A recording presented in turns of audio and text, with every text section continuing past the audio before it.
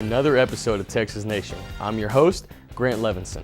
We have a fantastic show for you today, headlined by our baseball season breakdown and our Sweet 16 special. We'll also have our rapid fire segment, but first, let's recap this last week in sports. We're less than a week away from opening day in Major League Baseball, and I couldn't be happier. And for a lot of people, opening day is the day they look forward to most out of all days of all the years. But like always, this opening day is full of questions. Will Chase Utley even play this year? How good will the Phillies' rotation actually be? Have the Red Sox now turned into the evil empire with their two big off-season acquisitions? But unfortunately, all of the hype and excitement is currently being overshadowed by one of the biggest rain clouds in sports history, the Barry Bonds steroid scandal. Barry Bonds is back in court on 4 counts of perjury, claiming that he lied to the court about unknowingly taking steroids. Bonds' lifetime friend and former business partner Steve Hoskins testified Wednesday that Bonds had been taking steroids from 1999 to 2003. Also, longtime Giants clubhouse manager Mike Murphy testified that over the years, Bonds' hat size, shoe size, and glove size all grew at an alarming rate. No matter how hard you lift and how hard you train, your head size isn't going to grow when you're as old as he was. And frankly, neither should your feet.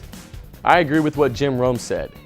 If I were, say, a size 11.5 shoe my whole life, and then some referee in a Foot Locker tried to fit me for a 13, I'd be real sure that the first thing I did was ask my trainer what was in that cream that he was rubbing all over me.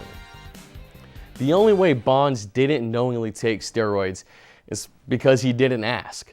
The only problem for Barry is ignorance is no longer bliss. Switching to the NBA, as we come closer and closer to the playoffs, it seems the best teams are playing their best ball. The Bulls and Lakers have both won 9 of their last 10, the Thunder have won 8 of their last 10, and the Heat have won 6 of their last 7, including a win over the Lakers, the Nuggets, and a 30-point blowout of the league-leading Spurs. This is definitely one of the more exciting years in recent past, and I can honestly say that I'm looking forward to watching the playoffs this year. Personally, I think that the Bulls are just a little too young and inexperienced, but I think that they could definitely make a huge push.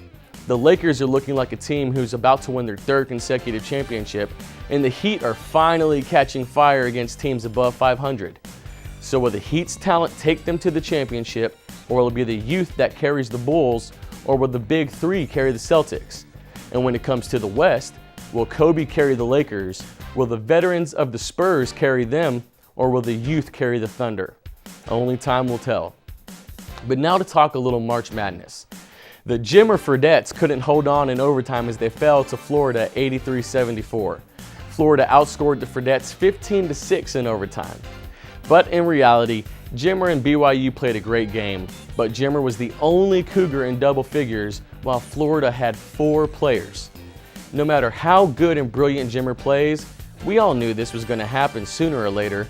The loss of Brandon Davies just hurt that team too much, and they really lost a valuable weapon.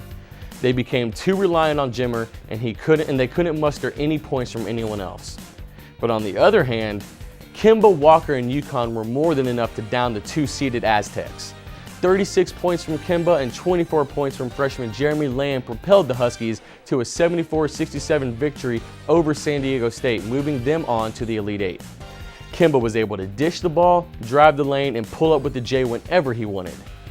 And when a guy's on a roll like this, he can be almost impossible to stop. And frankly, that's what Kemba is, impossible to stop. Now Arizona, first they took down a very good Texas team, and then they take down the #1 seed and tourney favorite Duke. The Wildcats upset the Blue Devils, beating them by a gaudy 16 points. And that's even including a 3-pointer from Kyrie Irving in trash time. Derek Williams scored a career-high 32 points from the Wildcats as he was the game's top scorer. But he wasn't the only one scoring for Arizona. Lamont Jones and Solomon Hill were both in double figures. Kyrie Irving led the scoring for the Blue Devils as he put up 28 points off the bench. Kyle Singler also scored 18, but they were the only 2 in double digits. Nolan Smith was held to just 8 points, while the Plumlee brothers had just 10 points combined.